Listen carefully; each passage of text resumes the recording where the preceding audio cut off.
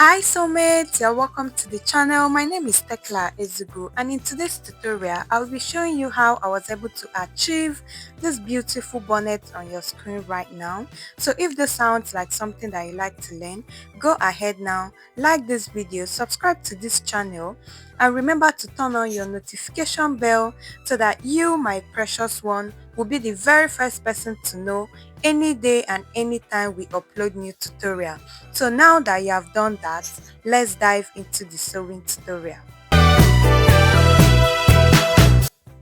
This particular tutorial is actually an easy one and you can easily do it by yourself. So for this tutorial, I'll be using my thread, of course, and I have my elastic, which is about 1 yard and it is half-inch elastic. Then I have my satin fabric, which is about 1.5 yard. And I also have my Ankara, which I'll be using for this bonnet as well, which is about 1.5 yards as well, 1.5 yard. So let's dive into the tutorial proper. So in order to make this hair bonnet, I am going to go ahead and fold my fabric into two, just like you can see me do. Then I'm also going to go ahead again to fold it into four, just like you can see. So it's just like you are going to make a full circle flay, just the way you make your flay. So for my bonnet, I really want it big. So I am going to actually mark 16.5 inches, 16.5 inches round.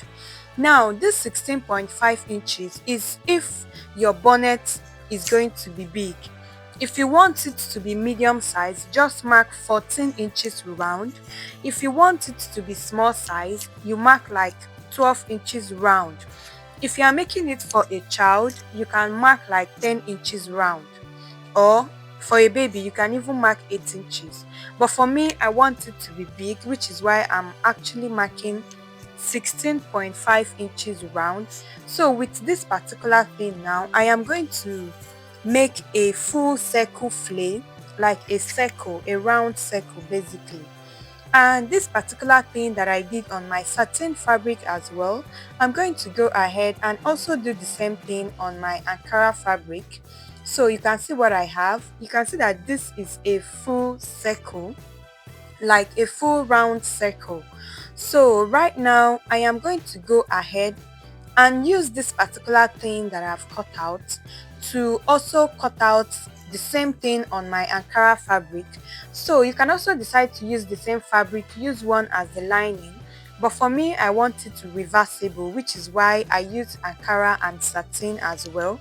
So after cutting on my Ankara print, this is what I have. You can see that it is also round as well, and you can also see that this is a big circle. So if you want it smaller than this, you can just use the measurement that I've given you earlier. So right now I'm going to use my satin fabric to turn the Ankara piece. I am going to go ahead to pin this down. The reason why I'm pinning it down is so that it doesn't shift in any way, and I'm going to pin it all round to make sure that when I am sewing, no one is moving from one point to the other. So I'm just going to go ahead to hold it down with a pin, and then after holding it down, I am going to use 1/2 inch to sew round the whole of the circle. I am only going to leave 2 inches, which is where I will be using to turn it. So you can see the way I indicated with my hand.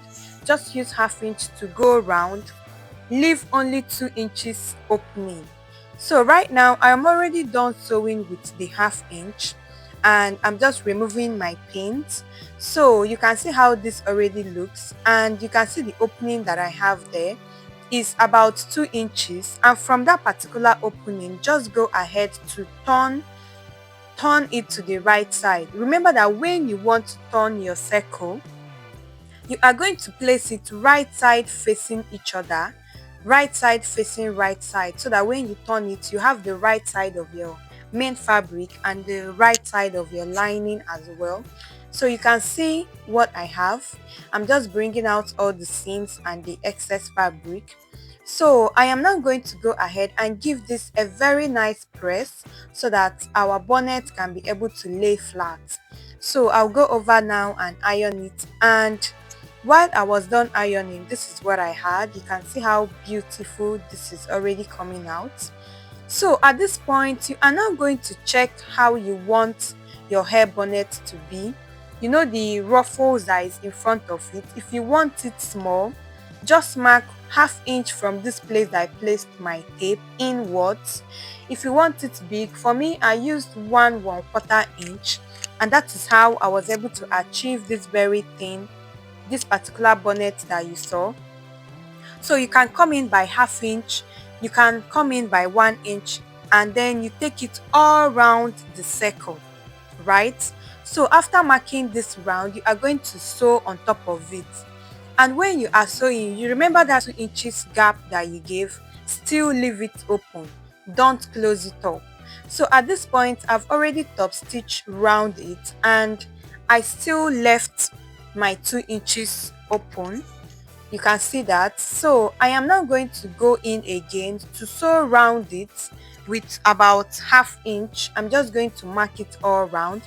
If you are using elastic that is 1 inch in width, please mark 1 inch, but for me I'm using elastic that is half inch in width, which is why I used half inch to sew it.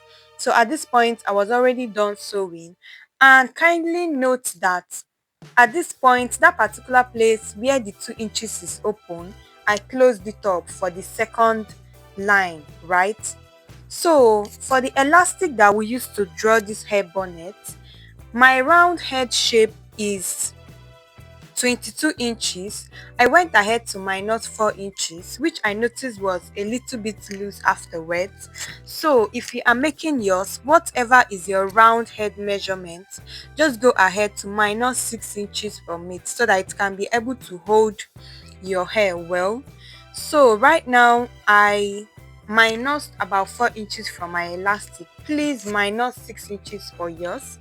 And I'm going to use my safety pin now to pass this elastic through that half inch space that we gave between the first line that we sewed and the second. From that place where you have 2 inches opening, just go ahead to pass it all the way round. Once you exhaust the length of the elastic, remember to use your office pin to pin it down on the starting point before you now drag it round the whole circle.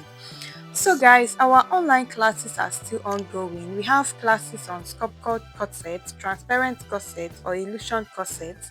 We also have classes on bustier, and also we have our content calendar group, which is also ongoing. And I also have our pricing formula, which many of you have gotten already.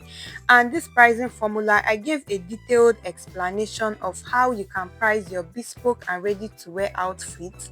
When someone brings fabric for you to make, what are the things to consider, so that you know all those things, factor it into your cost of production, and then be able to know how much profit you should be able to add, because most tailors don't really take all the costs into consideration, and because of this you tend to be running on low cost but you don't even know. So this pricing formula will help you to price your business very well and make it profitable. So all you have to do is click the link in the comment and it will bring it directly to my WhatsApp.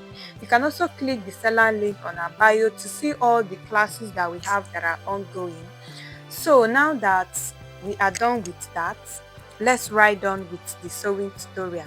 So right now I was already done passing my elastic, and you can see that the round circle is already gathered together. You can also see that the ruffles is out, and I also went ahead to top stitch my elastic so that when you drag it, it does not come out loose. So top stitch it very well.